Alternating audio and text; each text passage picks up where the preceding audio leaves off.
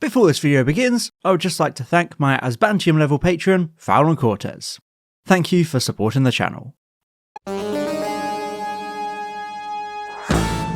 In the ancient year of 2012, the Angels decided to do a Muppets and take Manhattan, whilst also separating one of the most popular Doctor Who lineups of the modern era.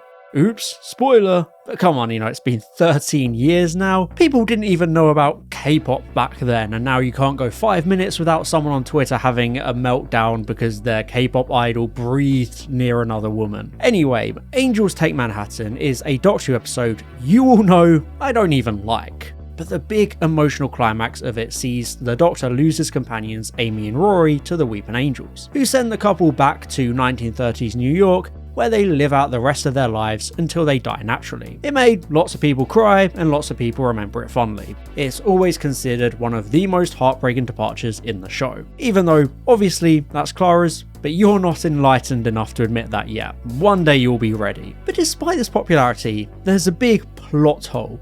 According to a billion Redditors, at least.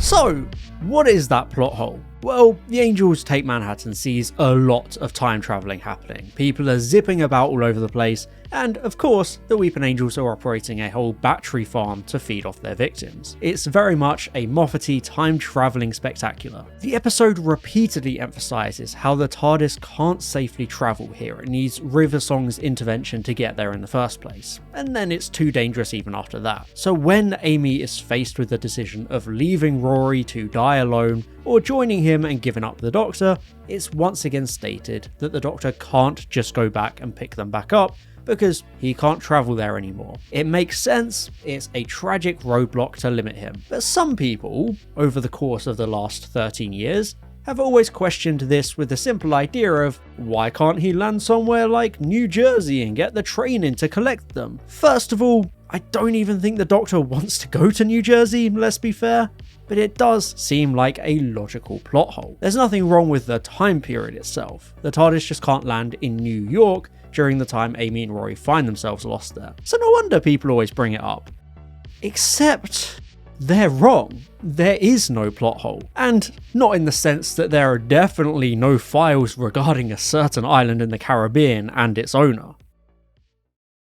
For a long time, I was one of those people going full Redditor mode and questioning how it could be such a permanent emotional departure if the Doctor could surely just cross a bridge and get his best friends back. But I think this whole argument just misses the point of the departure to begin with. I mean, first of all, it's fixed. It's something that was quite literally locked in stone the moment their names appeared on the grave. One of the core elements of the episode as a whole is playing with the idea of events playing out as they were written in the book. Amy reads ahead, River has to break her wrist. The rules and line of causality is established very clearly, and the payoff is this ending. Amy's afterword monologue even states that by the time the Doctor reads it, she and Rory will be long gone. That alone tells the Doctor that they never saw him again, meaning he can't ever go looking for them, because that's how the rules of the episode establish things as working. And sure, you could suggest the grave is fake, like the Tesselector, or the final page is vague enough that he can still circumvent all the paradoxes to go see them or rescue them. That's perfectly valid as a suggested counter-argument based on the other elements of the 11th Doctor era. But I think that still fails to understand the wider meaning and symbolism of the departure,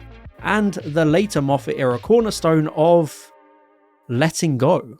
Even if the Doctor could go back for Amy and Rory, he wouldn't, because he knows it's not the right thing to do. My favourite episode of the 11th Doctor era is the God Complex, which I've always maintained as being the perfect way to end the story with the Bonds, since the ending of the episode sees him give them a happy ending and save them from himself. He realises how much danger he's putting them in, so he lets them go. And him dropping into their lives throughout Series 7 is playing with fire. and because he couldn't leave them alone, he seals their much worse fate. It would be wrong of the Doctor to meddle even further in their lives, coming back even after Amy makes that very powerful choice to give up her life to be with Rory in the past. The Doctor has no right undoing that sacrifice, regardless of whether it's fixed time or not. It's not his place to go back for them when Amy chose Rory instead over the Doctor. Both of them know it's the ending, and even if he could, I don't think the Doctor would go back to save them, because it would be breaking the rules of time itself and playing God in a way that the Doctor, as a moral character, never should. And it's almost like the very next companion departure is a symbolic reflection of that fact. To me, hell-bent is the answer to the question of why the Doctor doesn't go back for Amy and Rory, because it's too dangerous to set the precedent and for him to give himself that delusion and power. Hell-bent is a frankly incredible, phenomenal character piece for the 12th Doctor, seeing him break every rule and every code he's ever lived by as he uses Time Lord technology to bring Clara Oswald out of time right before she dies a very permanent, very unchangeable death. He's tired of losing people and he's consumed with grief and rage, so he defies the laws of time to try and save her life. And naturally, it doesn't work out. He threatens the fragile web of time by doing so, and the climax of the episode is the powerful lesson of him needing to let go and allow Clara to face her death with honour rather than trying to deny it. It's a brilliant character arc,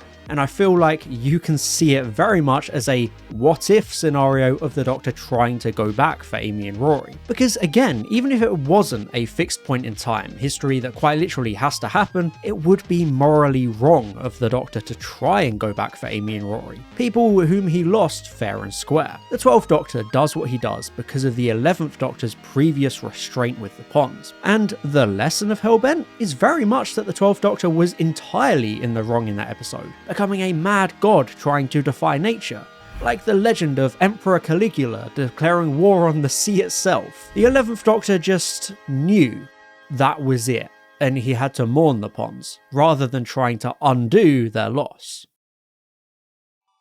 One of the most powerful elements of modern Doctor as a whole, and specifically present in the Moffat era, is the idea of letting go and moving on. Moffat episodes love to play with evergreen, mature themes like mortality, personal growth, and grief acceptance. It's all over the 12th Doctor's era, and therefore I think it makes so much sense for this climactic element of the 11th Doctor era to be almost a gateway of sorts. It's a loss of innocence in a way, showing the deeper vulnerability of the Doctor when he loses control and when he loses the idealistic sense of harmless adventure. He's forced to confront his personal responsibility for the Ponds' fate, and that obviously plays a big role in why he has to walk away from them. It's true that theoretically he could save them, but it's also true that he knows he would never be able to stay away, opening things up for that kind of darker, more codependent and toxic relationship with Clara afterwards. A situation where he didn't stay away, like he knew to with the Ponds when he lost them in New York. Everything shown at the end of Angels Take Manhattan is the groundwork for that later story,